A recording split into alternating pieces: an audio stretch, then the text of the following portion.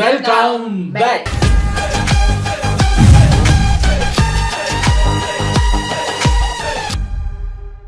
Saturday morning நம்ம என்ன video பார்க்கலாம் அப்படின்னு பார்த்தீங்கன்னா, இப்போ இந்த வாரம் பிக் பாஸ் இருக்குல்ல, அதில் இந்த நடிகர்கள் பழைய நடிகர்கள் மாதிரி கெட்டப் போட்டு சுற்றிட்டு இருந்தாங்க வீட்டில்.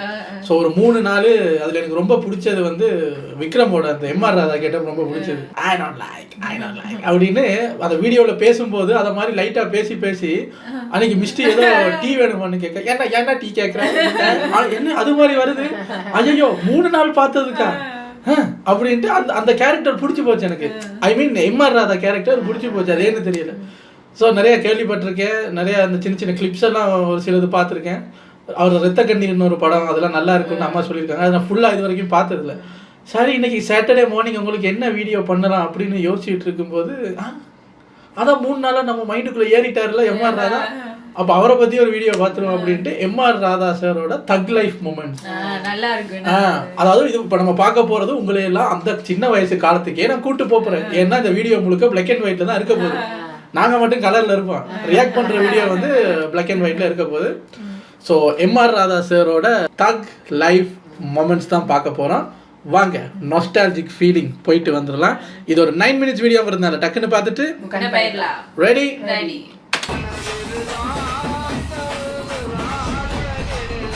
மீம்ஸ் தலைவா.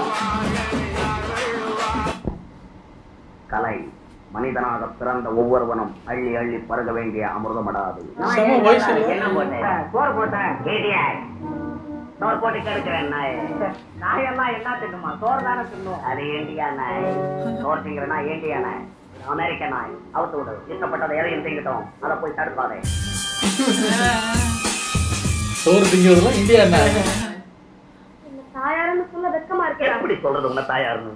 பெரிய படுதாவை சுத்திக்கிட்டு வந்து நிக்கிற, எப்படி சொல்ல தாயார்? அட்லீஸ்ட் ஒரு கவுனாவை தச்சு போட்டுட்டு வரியா? இப்போ நீங்கள் யோசிக்கலாம், இந்தியன் கல்ச்சர்ஸ் எல்லாம் அசிங்கப்படுத்துகிற மாதிரி பேசிகிட்டு இருக்காரு, அதுக்கு தான் சிரிச்சுக்கிட்டு இருக்கீங்களான்னு. ஆக்சுவலி நான் விக்கிபீடியாவில் போய் அந்த ரத்த கண்ணீர் கதையை பார்த்தேன். இவர் ஸ்டார்டிங்கில் எப்படி யாரையும் மதிக்காமல் அந்த இந்தியன் கல்ச்சர்ஸ் எல்லாம் போய் தப்பாக பேசிக்கிட்டு அமெரிக்கா ரிட்டர்னாக வர்ற ஒரு பணக்காரர். அதுக்கப்புறம் அவருக்கு ஒரு கொடிய அவருக்கு ஒரு கொடிய நோய் வந்துடும். அதுக்கப்புறம் எல்லாரும் அவர் ஒதுக்கும் போது தான் அந்த திமிர் இறங்கி மற்றவங்களுக்கு ரெஸ்பெக்ட் கொடுக்கணும்லாம் தெரிஞ்சு கடைசியில் அப்படி ஒரு படம், அந்த ஒரு கருத்து சொல்கிற படம். அதனால இப்போ இவர் இந்த கோட்டு சூட்டு போட்டு பேசும்போது சிரிச்சா தப்பாக எடுத்துக்காதீங்க. அது அந்த படத்தில் அப்புறம் அவர் மாறுவாராம். கல்யாண விஷயமா ஏற்பாடு செய்திருக்கிறேன். கல்யாணம் எதை பத்தி நீ பேசக்கூடாது சொல்லி வச்சுட்டேன். எனக்கு கல்யாணம் பண்றதுக்கு ஃபேர் கேர்ள் இந்தியாவிலே கிடையாது, எனக்கு நல்லா தெரியும். நான் பிரான்ஸ்ல ஒரு கிளப்ல இருக்கோல ஃபிக்ஸ் பண்ணிருக்கேன், அவ்வளவுதான் மேரேஜ் பண்ண போறேன். எனக்கு தமிழ்நாட்டு பொண்ணு தேவையில்லை. பிரான்ஸ்ல சந்திரான்னு ஒரு பொண்ணு இருக்கிறா, அழகா இருக்கிறா, மூக்கு முழியமா இருக்கிறா, அவளை நான் கல்யாணம் பண்ணிக்கணும். அதுக்காக இங்க வந்து எனக்கு தொல்லை கொடுக்குறேன். கல்யாணம் எதுக்கு பண்றதுன்னே இந்தியாவில இன்னும் சரியா தெரியாது. America return. எனக்கு வயசாயி போச்சு இல்ல, உனக்கு வயசாயிருச்சுன்றதுக்காக நான் கல்யாணம் பண்ணிக்கணும். என் மூச்சு இருக்கிறப்போ எப்படி ஒவ்வொருத்தர் மூச்சுக்கும் கல்யாணம் பண்ணிக்கிட்டு இருந்தா என் மூச்சு என்ன வருது?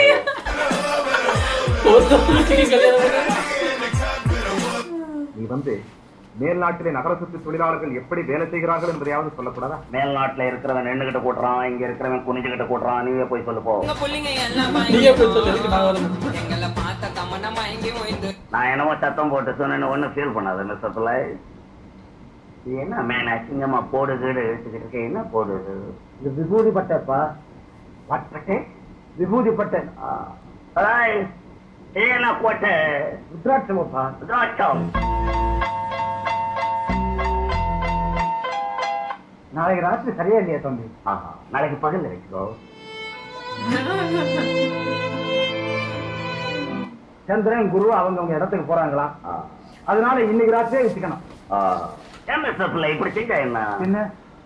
சந்திரன் குரு இந்த 2 ஃபெலோவை கூப்பிட்டு நாளைக்கு லீவ் எடுத்துக்க சொல்லுவோம். நாளைக்கு பகல்ல எடுக்க சொல்ல அவனை. நாளை நைட் நெயில் கேட்ச் பண்ணி அவனை போய் சொல்லுவோம். நான் சொன்னேன்னு சொல்லுவேன். இதுல ஒரு சீன் நான் எப்பயோ பார்த்திருக்கேன். இவர் வந்து அவங்க அம்மாவோட அண்ணன் தானே, இவரோட மாமா. அப்படித்தான் சொல்லுவாரு. இவரோட பொண்ணை தான் கட்டிக்கணும்னு ஏதோ சொல்லுவாங்க. அப்போ அவர் வந்து எதை கேட்பாரு, நீதான் மாமாவா? ஆமா நானே. அந்த பொண்ணுக்கு நீ ஏதோ வேணும்னாங்களே, என்ன அது? அப்பான். அந்த பொண்ணுக்கு இவர் தான் அப்பான்னு கூட அவருக்கு தெரியாது. அந்த பொண்ணுக்கு நீ ஏதோ வேணும்னாங்களே, என்ன சொன்னே? அப்பான். நல்லா நல்லா இருக்கும் அந்த அந்த அந்த ஒரு ஆட்டிடியூட் நல்லா இருக்கும். எல்லாரும் கேட்கக்கூடாது, ரொம்ப தப்பு. ராத்திரி எங்க போறேன் எங்க வரேன் ராத்திரி சமாச்சாரம் இது வரைக்கும் ஒரு பயலும் கேட்டதில்ல. நீ தான் கேட்டிருக்கேன் ஃபர்ஸ்ட் டைம். நீ சத்தலாய் மாமனாராச்சு என்ன? எந்த நாரா இருந்தாலும் என்கிட்ட கேட்கக்கூடாது. எந்த நாரா இருந்தாலும் கேட்டு கையில் போய் செஞ்சாக்கா தம்பி நான் வர்றேன். வராதே போ. நம்ம எல்லாம் கவுண்டர் பண்ணி அவங்களுக்கெல்லாம் எவ்வளவு நக்கல் அப்படின்னு சொல்லுவோம்ல, அவங்களுக்கு எல்லாமே ஹெட் இவர் தான். அவரும் சொல்லுவேன் எந்த நாளா இருந்தாலும் உரிச்சு போடுவாங்க. சோ இவர்கிட்ட இருந்து அவர் எடுத்திருக்காரு. நம்ம எல்லாம் கவுண்டர் பண்ணி சார் கிட்ட இருந்து உருவி வாழ்க்கையை ஓட்டிக்கிட்டு இருக்கோமா. அவர் யாருக்கிட்ட இருந்து ரூனார்னு ஒரு ஆள் இருக்காரு, அவர் தான் இவரு. எந்த நாளா இருந்தாலும் உரிச்சு போடுவாங்க. நினைச்சா வயிறு எரியுது எனக்கு தெரியுமா? என்னடா செய்யற? சொன்னா உன் வயிறு எரியும். அவ்வளவு மோசமா நடக்கிற ஒண்ணு தெரியல. காலம்பரை எழுந்திருச்ச உடனே சாம்பார்ல போடுற மஞ்சளை தூக்கி முகத்துல போட்டு தேய்ச்சிக்கிறாங்க. எவ்வளவு கேவலமா இருக்கு தெரியுமா? அது எவ்வளவு நல்லது தெரியுமா? அவ்வளவுமா நடக்கிறேன் அவ்வளவுமா நடக்கிறான். பாக்குறவங்க யாரும் செய்யற தப்பு நினைப்பாங்க. காலம்பரை எழுந்திருச்ச உடனே நான் பெட் காஃபி சாப்பிடுறேன், அவன் பல்ல விளக்கிட்டு சாப்பிடுறான். அதுல எவ்வளவு கேவலம். எனக்கு எத்தனை நாளைக்கு பல்லு விளக்கிட்டு காஃபி குடிச்சது கேவலம். சிகரெட் கூட இல்லையாடாப்பா? நோய் வந்து இன்னைக்கு ஒரு சிகரெட் பிடிச்சி இங்க எங்கேயோ போட்டேன், பாதி தேரும். எப்படி எவன் கூட்டி குப்பையில தள்ளனானோ ஓட்டுறானுங்களா எடுத்து இவனே பிடிப்பானே. அயோக்கிய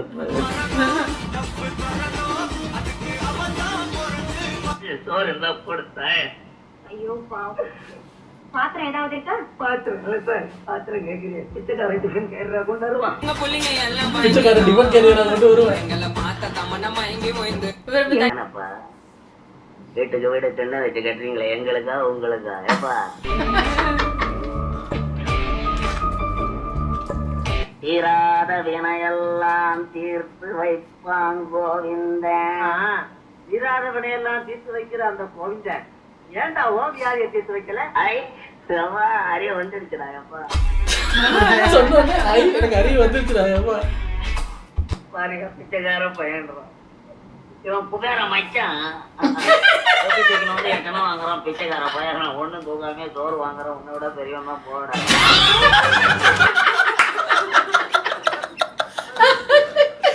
பெரிய குபேரம் வச்சா ஏதோ என்ன மூட்டை தூக்கி ஏதோ ஒரு காசு வாங்குறான். நான் ஒண்ணுமே தூக்காம வீடு வீட்டுக்கு சோறு வாங்குறேன். ஒண்ணு கூட நான் பெரியவன் போடா. எனக்கு திருப்பி திருப்பி திருப்பி திருப்பி விவேக் சார் ஞாபகப்படுத்திக்கிட்டே இருக்கு. ஏதோ ஒண்ணு ஞாபகப்படுத்திக்கிட்டே இருக்கு. இங்க இருந்து ஹெவி இன்ஸ்பிரேஷன் போல இருக்கு.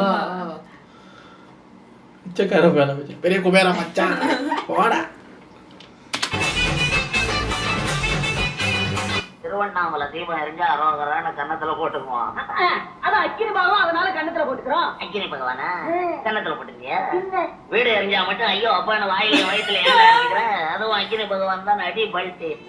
அடி பல்ட்டி பல்ட்டி அடிக்கணும். உனக்கு திமிரு என்ன? ஏன் எடுத்த உடனே எட்டுனா கொடுக்குற? 4 நாள் கொடுத்துட்டு சத்தம் போடும்போது கூட 4 நாள் கொடுத்தா ஒழுங்கா போயிருப்பான்ல.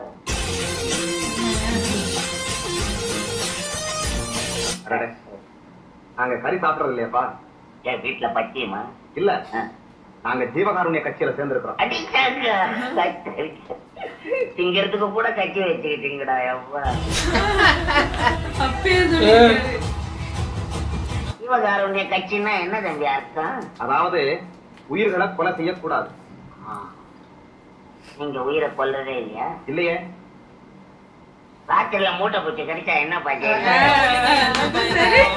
அது உயிர் தானே. பொண்ணு வர போகுது, இங்கே என்ன உட்காந்துக்கிட்டு இருக்க? போய் மணவரையில உட்காரு. அங்க உட்காந்து என்ன செய்ய சொல்றேன்? அங்க பொண்ணையும் காணும் ஒன்னையும் காணும். வந்து சொல்லணுங்க சாமியாருங்க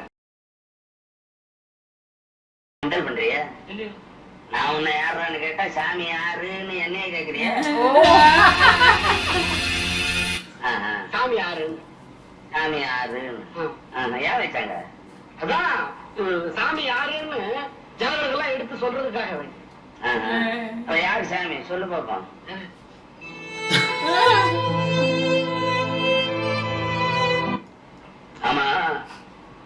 தம்பிக்கு என்ன வயசாச்சு? என்ன ஒரு 20ல இருந்து 25க்குள்ள. ஆஹா, பிஞ்சி சாமியார் போட்டு. இதை நான் எங்கேயும் கேட்டதில்லை. பிஞ்சி சாமியார், சாமியார்லயே வெரைட்டி இருக்கு. பிஞ்சி சாமியாரு, முத்தின சாமியாரு, கிழட்டு சாமியாரு, பிஞ்சி சாமியார். பிஞ்சி சாமியார் போல இருக்கு.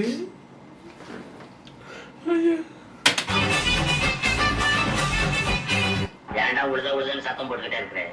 நம்ம பணம் வாங்காம உழுத மாதிரி நாங்களும் காசு கொடுத்தாண்டா வாங்கி சாப்பிடுறோம். காசி என்னங்க பிரிச்சு காசி, அது இன்னைக்கு போக நாளைக்கு வரும். மனுஷனுக்கு குணம் தாங்க பிரிச்சு. குணம் பெருசுன்றவன் ஏன்டா பணத்துக்கு பிச்சை எடுக்கிறேன்? இன்னைக்கு நீங்க இருக்கிற இந்த வீடு யாரு கட்டினது தெரியுமா? யார் கட்டுறதுல? யாரா தெரியா சொல்ற? மண் குடிச்சல வாழ்னால தொழிலாளி அவன் கட்டினது. அவன் எந்த குடிச்சல வாழ்னா எனக்கு என்ன? பணம் வாங்காமையா கட்டினான்?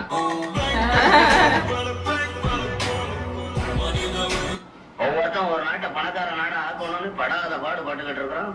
இங்க என்னடான்னா இருக்கிற பணக்காரையும் பிச்சைக்காரன் ஆக்கிறதுக்கு திட்டம் திட்டுறாங்களாம். அதுக்கு பேர் என்னடான்னா சரிசமானமா வாழ்றதாம். எல்லாத்தையும் குதர்க்கமா பார்த்துக்கிட்டு பாவம்.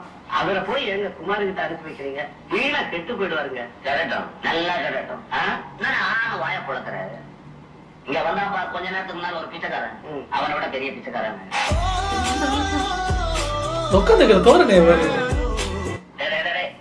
சொல்றவன் சொந்த வாழ்க்கைய பத்தி எல்லாம் கிளறி பார்க்காதே. அவன் சொல்றதுல அறிவுக்கு பொருத்தமா இருந்தா நடங்க, இல்லன்னா போங்கடா. அதுக்காக இல்லங்க, எதுக்காக இருந்ததா என்னடா? இந்த காலத்துல நல்லதை சொல்றவங்களே நாட்டுல கொஞ்சம் பேர் தான்டா. அவங்களே அடிச்சு கொண்டுடுங்க. நாடு உருப்பிட்ட மாதிரிதான்.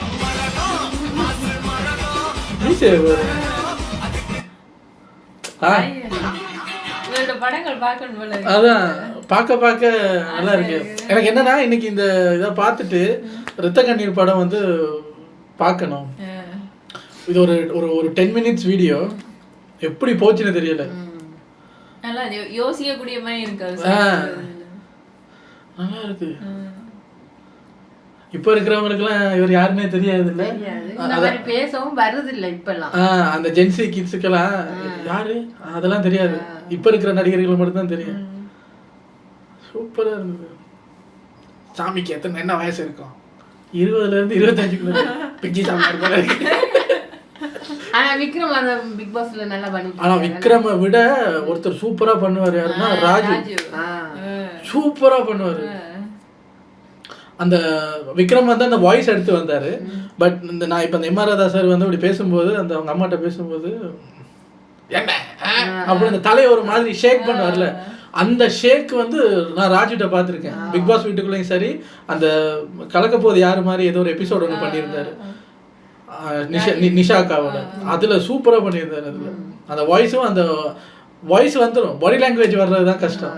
அது சூப்பரா இருக்கு. ஆனா பாருங்களேன், நம்ம அவங்க அப்பா குசும்பு அப்படியே மகனுக்கு இருக்குங்கிற மாதிரி ராதா ரவி சாருக்கும் அப்படியே இருக்கு. இவர் அளவுக்கு இல்லை, பட் அவர் ஒரு ரகம்.